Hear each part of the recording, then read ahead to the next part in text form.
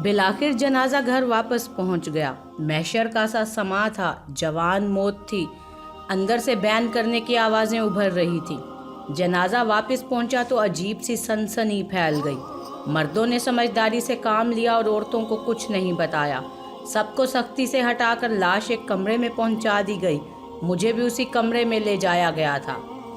उसी वक्त डॉक्टर भल्ला, एक लेडी डॉक्टर और 3 डॉक्टरों के साथ अंदर दाखिल हुए। मुझे जो हिदायत मिली थी उसके मुताबिक तमाम इंतजामात किए गए। सारा काम आनन फानन हो गया।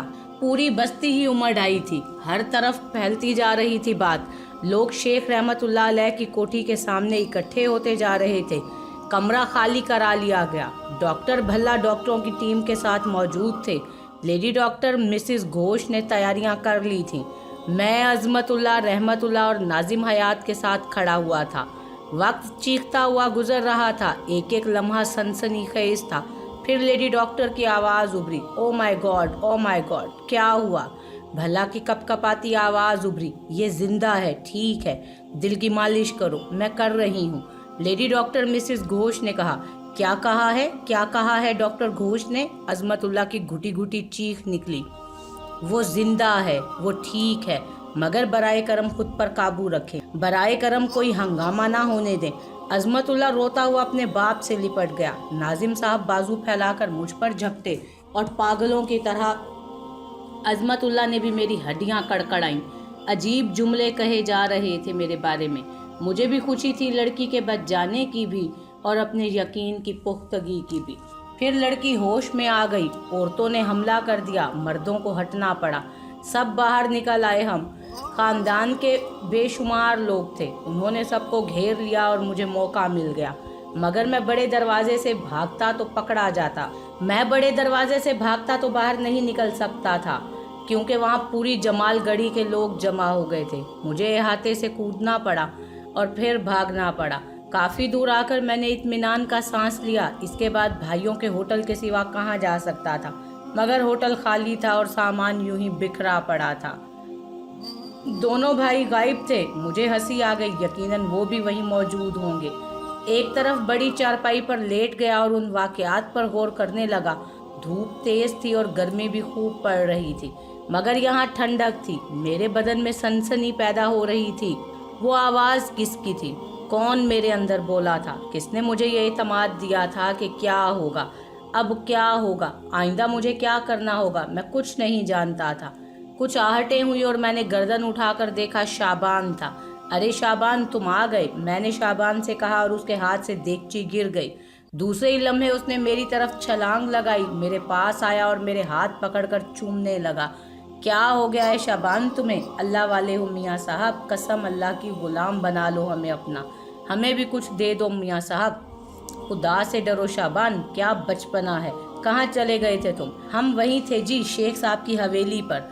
वहाँ तुम्हें ढूंढ मची हुई है चारों तरफ। लोग तरह तरह की बातें कर रहे हैं। कोई कहता है आसमान से उतरे थे, आसमान में उड़ गए। कोई कुछ कहता है, कोई कुछ। रमज़ान को पकड़ रखा है उन्होंने। रमज़ान को क्यों पकड़ रखा है? बस मियाँ साहब, वो उससे तुम्हारे बारे में पूछ रहे हैं। हुआ यूं था कि जब मस्जिद में तुमने शेख साहब के समधी को कुछ बताया था तो लोग एक दूसरे से पूछ रहे थे कि यह आदमी कौन है। किसी ने कह दिया कि पागल है। रमज़ान बिगड़ गया। उसने कहा कि ये पागल नहीं, दरवेश है। ये भी बता दिया कि तुम हमारे पास ठहरे हुए हो। सब शेख साहब की हवेली पर जमा थे। सबको पता चल गया कि शेख साहब की बहू ठीक हो गई है और अब सब तुम्हें तलाश कर रहे हैं।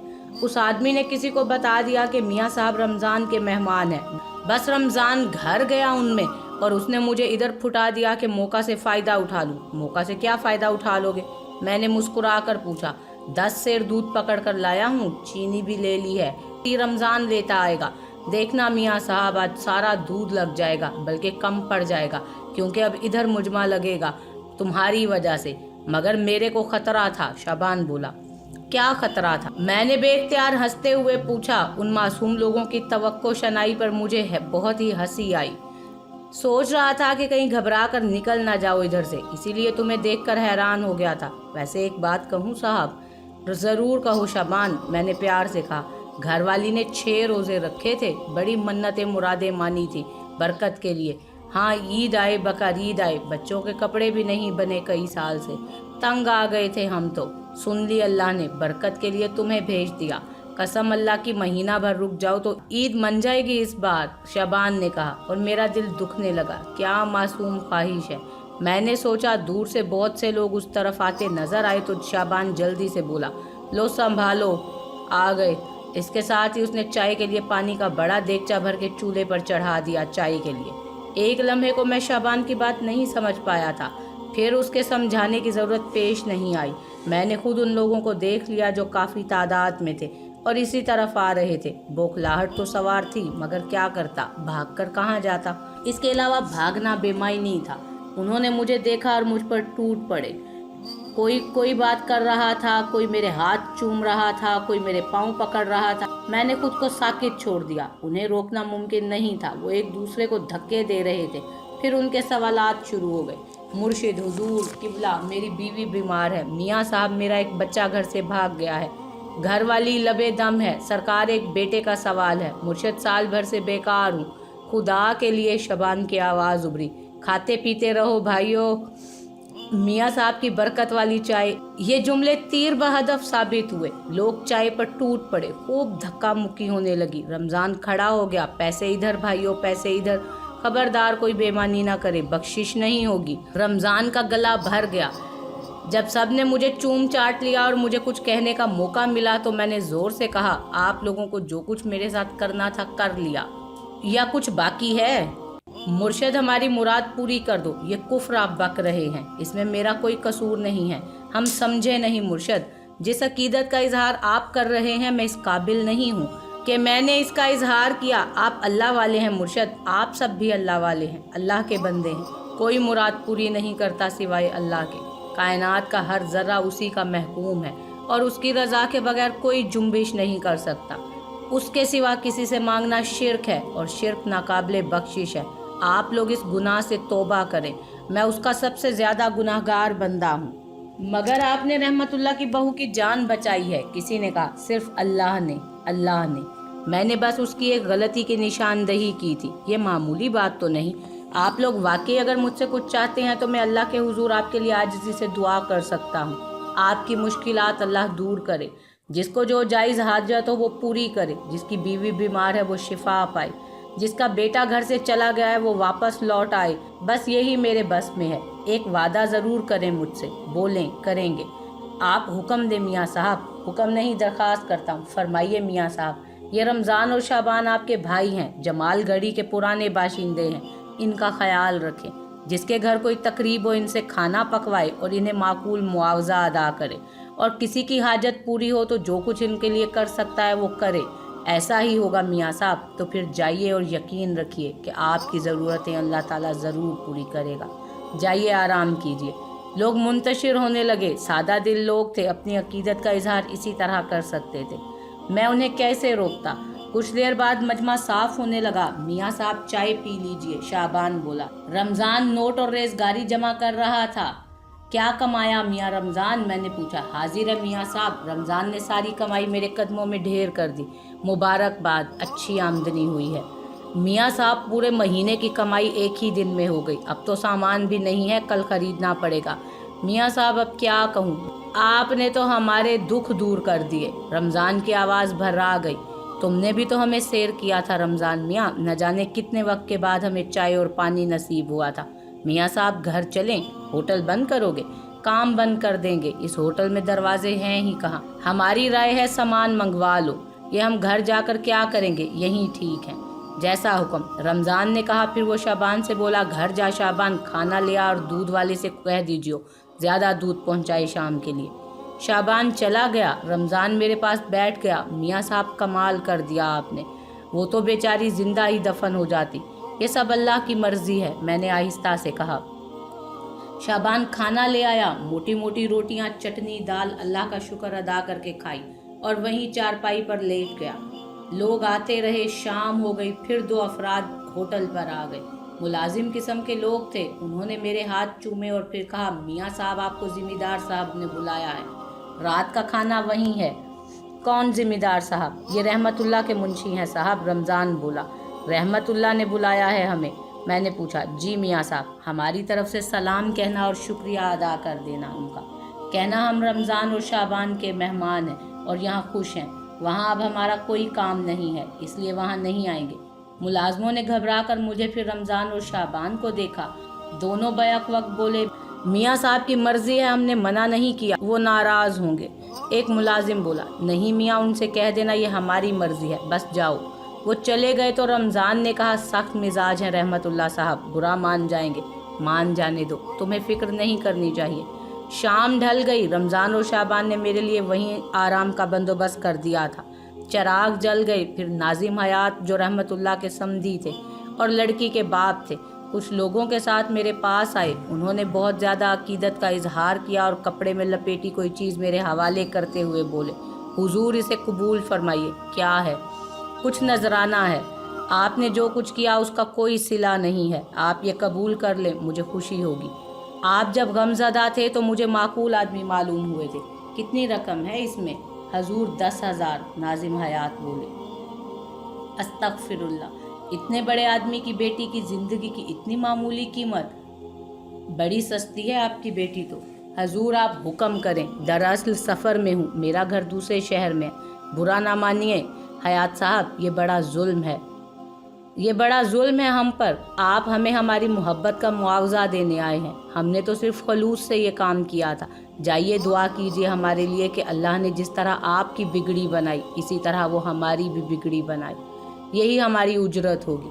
ہم نے کیا ہی کیا ہے، بس ایک اندازہ پیش کیا تھا، حاجت روا تو صرف وہی ہے۔ اپنے اندر خلوص پیدا کریں، کاغذ کے ٹکڑوں کے لین دین کو سب کچھ نہ سمجھ لیں۔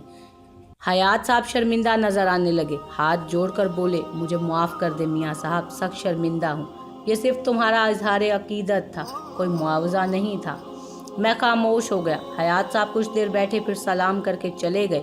رات گئے تک رمضان اور شعبان ہوٹل میں رہے، انہوں نے یہاں میرے سونے کا بندوبست کر دیا تھا۔ اس دوران لوگ آتے رہے تھے، پھر میں نے ہی کہا، تم لوگ جاؤ اپنے گھروں میں آرام کرو، صبح وقت پر ہوٹل کھولنا ہے۔ میرے کہنے سے وہ چلے گئے۔ بستی سنسان ہو گئی، کتے بھونک رہے تھے، کہیں سے چوکیدار کی آوازیں بھی آ رہی تھیں۔ میں پلنگ پر چت لیٹ گیا۔ آج کا دن برسوں کی کہانی معلوم ہوتا تھا، جتنے واقعات گزر گئے تھے وہ بہت زیادہ تھے۔ دل میں خوشی تھی کہ وہ لڑکی زندہ دفن ہونے سے بچ گئی تھی، لیکن اس آواز کا معمہ حل نہیں ہو رہا تھا۔ مجھے یہ اطلاع کس نے دی تھی؟ کیا فضل بابا نے؟ نہیں میاں، مجھے گناہگار کیوں کرتے ہو؟ میں کہاں اور یہ منزل کہاں؟ تم مجھ سے افضل ہو، بلکہ تمہاری وجہ سے مجھے منصب ملا اور پیغام رساں مقرر کیا گیا۔ بابا فضل کی آواز میرے ذہن میں گونجی اور میں اچھل کر پلنگ پر بیٹھ گیا۔ بابا فضل؟ میرے منہ سے آواز نکلی۔ ایمان کی سلامتی بڑی قدر و قیمت رکھتی ہے، ہم جو بوتے ہیں سو کاٹتے ہیں، جو بیچتے ہیں اس کا منافع کماتے ہیں۔ تم نے زندگی میں جو کچھ کیا وہ برا تھا، لیکن ایک مقصد کو جو تم نے اپنے وجود کا حصہ بنا لیا تھا، اور وہ تھا حق کا سودا، منافع تو ملنا ہی تھا۔ تم نے پھل چکھے، اب کھاؤ، مگر خود پر نازانہ ہو جانا انکساری بلندیوں کا راستہ ہوتی ہے۔ اپنی طلب کو دشمن جاننا، نفس کی مانگ ہی کالا جادو ہے۔ اس گندے سحر کی گرفت میں نہ آنا۔ ضمیر بولتا ہے، اس کی آواز سچی ہوتی ہے، اس سے رابطہ رکھنا۔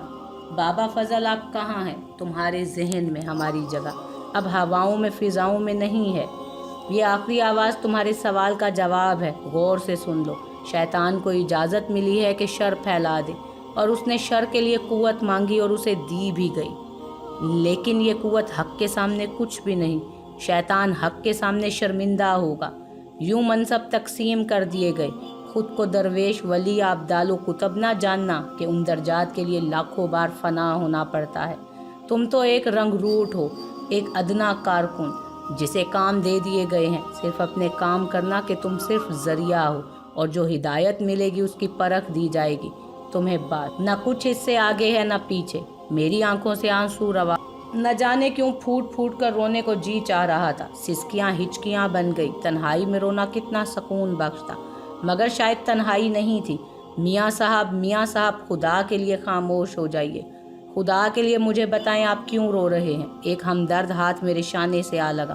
میں چونک پڑا، گردن موڑ کر دیکھا، پہچاننے کی کوشش کی اور پہچان گیا۔ عظمت اللہ تھا۔ متوحش نگاہوں سے اس کے آس پاس دیکھا، ایک عورت چادر اوڑھے قریب کھڑی تھی۔ ارے تم اور یہ! میں جلدی سے نیچے اتر آیا۔ समीना है मेरी बीवी जिसकी तदफीन की जा रही थी। खुदा की पनाह, क्यों आए हो तुम दोनों यहाँ, और इन्हें इस आलम में? आपने मेरा उजड़ा हुआ गुलजार बसा दिया है मियाँ साहब। सब अहले दिल हैं, मगर जो आग मेरे इर्द गिर्द फैल गई थी मैं ही जानता हूँ। मुझसे क्या छिन गया था वो मुझे मालूम है। अल्लाह ने फजल किया मियाँ, उसका शुक्र अदा करो। ये अब ठीक हैं। तन्हाई मिली तो मचल गई कि मैं सलाम करने ज़रूर जाऊंगी। हम छुप कर चल पड़े। वालेकुम अस्सलाम। अब जाओ बीबी, तुम्हें यहाँ नहीं आना चाहिए था। मैं अब ठीक हूँ जनाब। आपने खुदा के लिए इस वाक़या को मुझसे मंसूब ना करना। हम नाबीना हैं, बीनाई का फुकदान है हमारे पास। ऊपर ऊपर से देखते हैं, अंदर से नहीं देखते। जो तुम्हें दुनिया में पहचानता है वो जानता है कि तुम्हें दुनिया में कैसे रहना है और क्या करना है, और ये सब कहानियाँ होती हैं तुम्हें समझाने के लिए। बस इन्हें समझ लो, ठीक है? वसीला तो आप थे मियाँ साहब, फरिश्ता रहमत तो आप बने मेरे लिए। मेरी बीवी की ज़िंदगी आपने बचाई, वरना हम तो इसे कब्र में ज़िंदा ही उतार देते। बच गई तुम्हारी बीवी। खुदा तुम दोनों को खुश रखे। मेरी तरफ से मुबारकबाद। अब जाओ। मियाँ साहब, हम आपकी कुछ खिदमत करना चाहते हैं।